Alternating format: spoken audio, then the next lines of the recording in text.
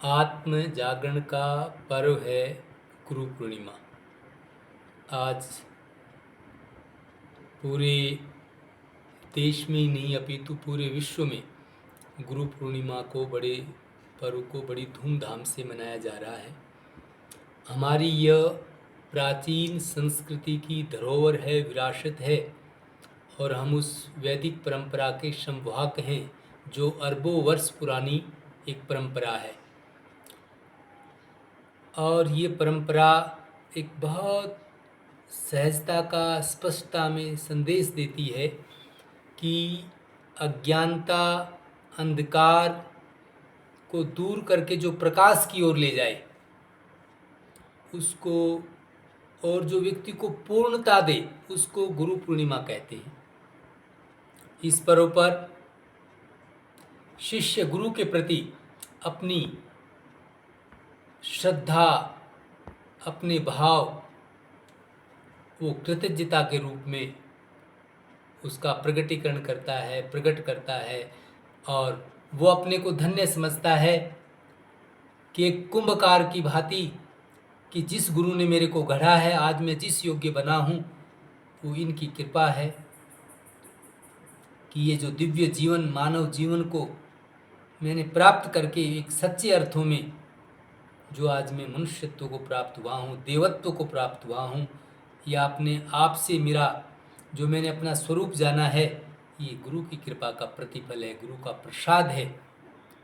तो इसलिए हमारी ये सनातन वैदिक परंपरा का जो गुरु पूर्णिमा पर्व है, इसलिए गुरु पूर्णिमा आज पूर्णिमा है, क्योंकि गुरु हमेशा पूर्ण होते हैं और अपने शिष्य को भी पूर्णता का बोध कराते हैं, इसलिए इसको हम गुरु पूर्णिमा कहते हैं। और इसके साथ बहुत सारी किंवदंतियाँ हैं, बहुत सारी परंपराएं हैं जो जुड़ी हुई हैं, अन्वित हैं, संपृक्त हैं। इसी परंपरा में हम प्रभु राम को देखते हैं, गुरु वशिष्ठ महाराज को देखते हैं, विश्वामित्र को देखते हैं। तो हमारे यहाँ ये एक ऐसी दिव्य परंपरा का उदाहरण है राष्ट्र के लिए, जिन्होंने मनुष्य से देवत्व से ऋषित्व को प्राप्त करा करके आत्म साक्षात्कार का जो मार्ग प्रशस्त किया है। लौकिक विद्या, अध्यात्म विद्या, जो दोनों को, विद्या और अविद्या जो दोनों को जो जनाता है, जो दोनों को जो उभय शिक्षाओं का जो मार्ग प्रशस्त करता है, वही गुरु है। और इसीलिए आज आप समाज में जितना भी आप कुछ देख रहे हैं, वैदिक काल में, सनातन काल में इससे भी चरम सीमा पर हमारा विज्ञान था, बहुत विशाल स्तर पर। आप पुष्पक विमान जैसी चर्चाएं भी सुनते। तो गुरुओं ने, हमारे ऋषियों ने, मनुष्यों ने बहुत अन्वेषण करने के बाद बहुत सारी चीज़ें राष्ट्र और समाज को दी, लेकिन महाभारत काल के बाद धीरे धीरे कुछ चीज़ों का अभाव हुआ। आज भी यदि वास्तव में हम भारत को स्वर्णिम भारत के रूप में देखना चाहते हैं, सोने की चिड़िया को देखना चाहते हैं, वो देश देखना चाहते हैं जो पूरी दुनिया को अध्यात्म का संदेश देता रहा है, तो इस देवभूमि जो हमारी हिमाचल प्रदेश है, ये देवभूमि अध्यात्म का संदेश, यहाँ के कण कण में पैदा होने वाला व्यक्ति वो देवतुल्य है। उसके जीवन में बहुत सारी चीज़ों का अपने आप समावेश है, इसलिए इसको देवभूमि कहा। और यहाँ से हम ये आह्वान करते हैं इस गुरु पूर्णिमा के पर्व पर कि जो बहुत सारी छोटी चीज़ें हैं, जो लोभ, मोह, राग, द्वेष, क्रोध, ईर्ष्या, जो व्यक्ति को और समाज को जर्जर कर रही है, समाज में खाइयाँ पैदा कर रही है, प्रेम, सौमनस्यता की,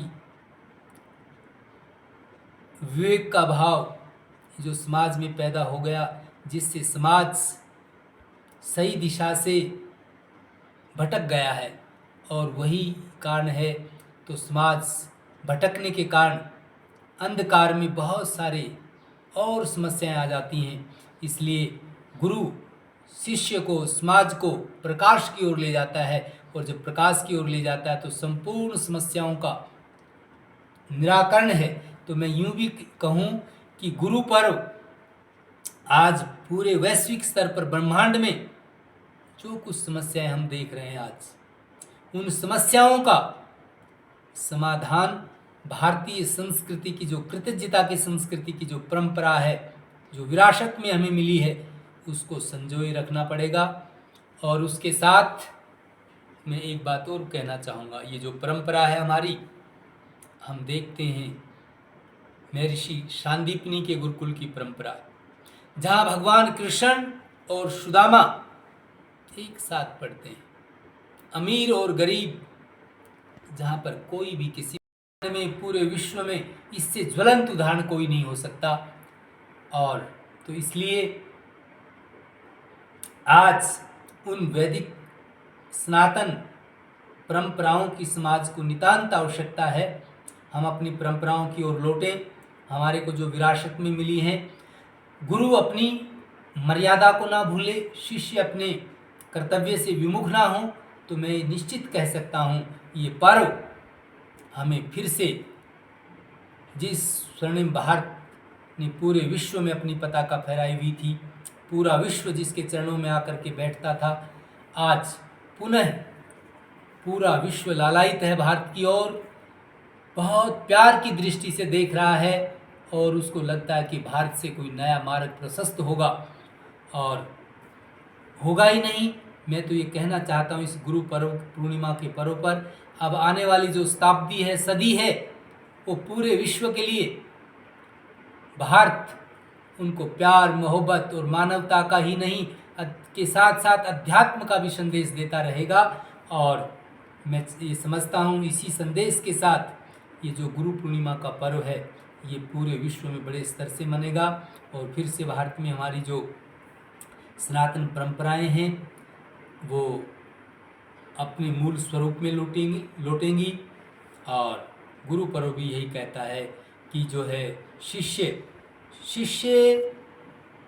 को गुरु अपने अनुभव के द्वारा आत्मसात कराता है, और जब आत्मसात कराता है शिष्य, उन अनुभवों को अपने जीवन में उतारता है, उसका प्रकटीकरण करता है, तो शिष्य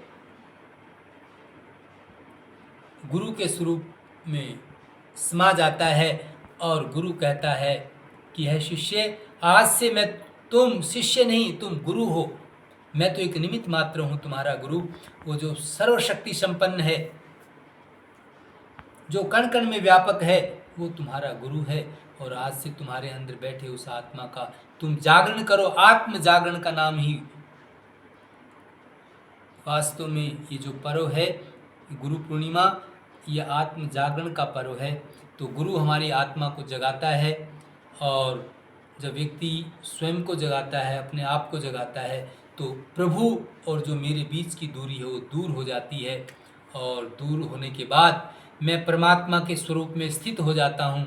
सिय राम मैं सब जग जानी, करूँ प्रणाम जोरी जुग पानी। फिर वो व्यक्ति किसी के अंदर कोई भेदभाव नहीं देखता है, वो सबको एक रूप में देखता है। वो मनुष्य मात्र में नहीं, वो पक्षी जीव मात्र में। इसलिए मेरे यहाँ तो कोई संघर्ष की कहानी नहीं, प्यार और मोहब्बत की कहानी है। सब में सब प्रभु का ही स्वरूप है।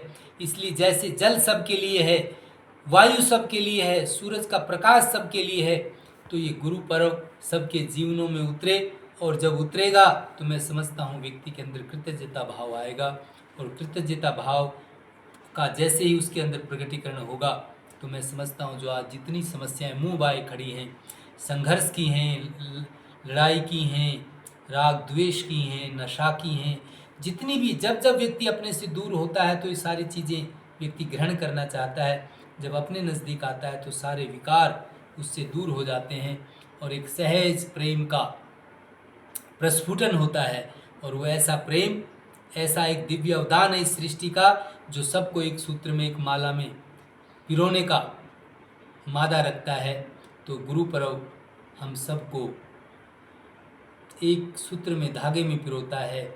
आत्म जागरण का पर्व है, अपने को अपने स्वरूप जानने का पर्व है, अपनी मर्यादाओं को जानने का पर्व है, कृतज्ञता का पर्व है और एक गुरु में समा जाने का पर्व है, परमात्मा में समा जाने का, उसमें विलीन होने का पर्व है। तो ये गुरु पूर्णिमा पर्व हम ये स्वामी हरिहरानंद परमहंस आश्रम दोलक-कंडा घाट में बड़ी श्रद्धा के साथ इसको मना रहे हैं और पूरे विश्व के लिए हम ये मंगल कामना करते हैं कि भारत पूरी दुनिया की तमस को, अज्ञान को, कलमश कसायों का भंजन करता हुआ संपूर्ण विश्व के अंदर अपने ज्ञान की ज्योति को जाज्वल्यमान करता हुआ पूरे विश्व को एक ऐसी ज्योति दे, ऐसी परम ज्योति